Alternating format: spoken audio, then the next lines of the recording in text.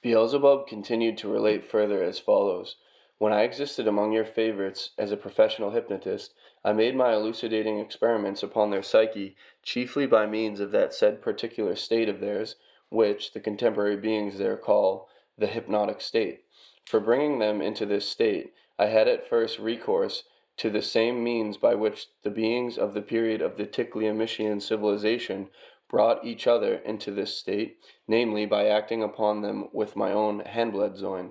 But when later, there often began to arise in my common presence the being impulse called love of kind, and apart from my personal aims, I had to produce this said state in very many three-brained beings there for their personal benefit,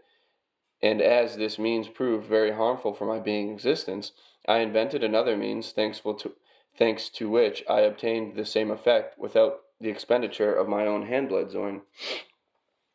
I then invented and very soon became expert in quickly changing the mentioned difference of the filling of the blood vessels by means of a certain hindering of the movement of the blood in certain blood vessels. By means of this hindering, I obtained the result that although the already mechanized tempo of the blood circulation of their waking state remained in beings, yet at the same time their real consciousness, that is, the one which they call subconsciousness, began also to function.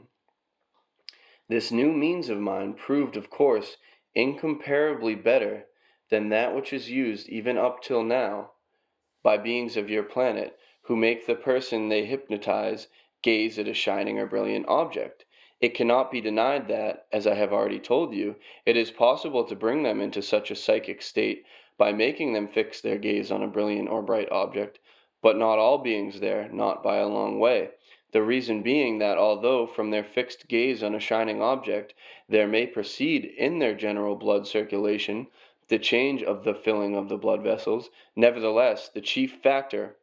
for this must be the, on their part, intentional or automatic concentration of thought and feeling, and this latter can be obtained in them either from an intense expectation or from that process proceeding in them which they express by the word faith, or from the arising emotion of the sensation of fear of something about to happen, or finally from the functions already contained within the presence of the given being, which they call passions,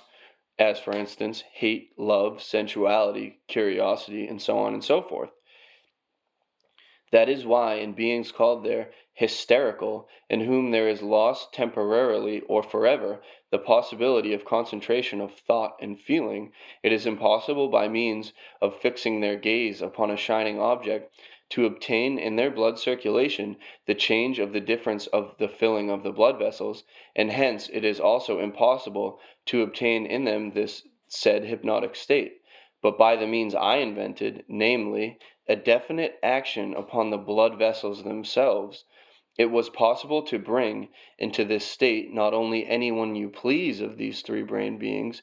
who have taken your fancy, but even also many one-brained and two-brained beings breeding there, as for instance, various what they call quadrupeds, fishes, birds, and so on and so forth.